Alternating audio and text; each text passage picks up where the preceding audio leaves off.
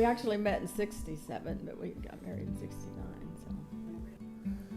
Well, there was a saying, take care of the land and it'll take care of you. And if you abuse the land, then it's going to not yield its full potential. So I believe that, and I have seen that, and I've seen it where the care of the land is reflected in the faces of the people. And we used to go into Illinois and talk to people about conservation in some really highly erodible, unprotected country, and you could just tell the people were stressed. So, you know, if you've got a good productive field and the crops are growing and keeping up so that you can make a good living from it, well, then that'll be protected. The other thing, you know, is it takes a team to do it, and so I read where the best gift you can give your kids is to love their mother. So we try to do that. Joyce has to fake it. Joyce has to fake it once in a while, but you got to have a love for the land. And I think sometimes today's big equipment, we'll plant this field and get out of there and get on to the next field. And then in the fall you come and get this combine and get out of here and get to the next field, you know, and you don't want to forget about the soil, for that's where life's coming from. Each soil has grows so much, and it allows so much erosion, like 2 tons, 3 tons, 4 tons of the acre annual loss and still be productive. So they wanted to get the soil loss down on every soil in the state, cropland, down to within the tolerable.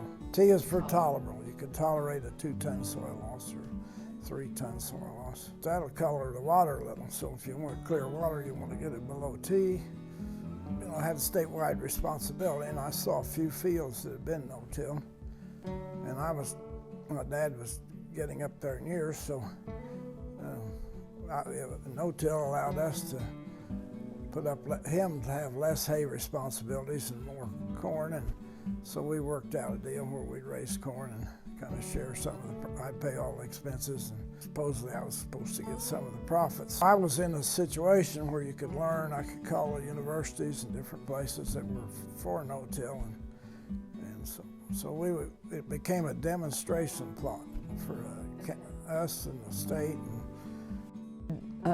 I was employed till Rachel was born. I worked with 4-H and home ec. There were only 2 agents in the county, in Pike County, and so we kind of split up the jobs. And then we worked across county lines too. So I helped the agent in Davies County, and he helped me in Pike County. I did grow up on a farm, so I kind of saw the importance of giving the farm all your time and devotion as compared to just somebody that worked in town. So I think you have to be willing to do that if you're going to be a farm wife. You have to be willing to give a lot of your time to the farm.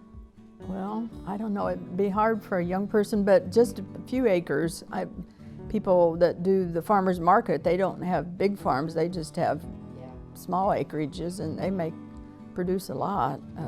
But I'm sure that's a lot of hard work on, you know, the farmers market people. They have to get up early to go to those that sell their produce, and they have to work hard to get it ready, and it is a lot of work, I know. The gardening is hard work. Well, I think owning a farm is a great life. It's a great place to raise children, even if it's just, 10 acres or something where they can. There's animals teach a child responsibility. Rather than you say, go pick this up, go pick this up. There's something in an animal's hungry or thirsty that the child realizes that responsibility. So it's tough to get land in this county, but I'd say if you don't make any more of it, I'd just buy it.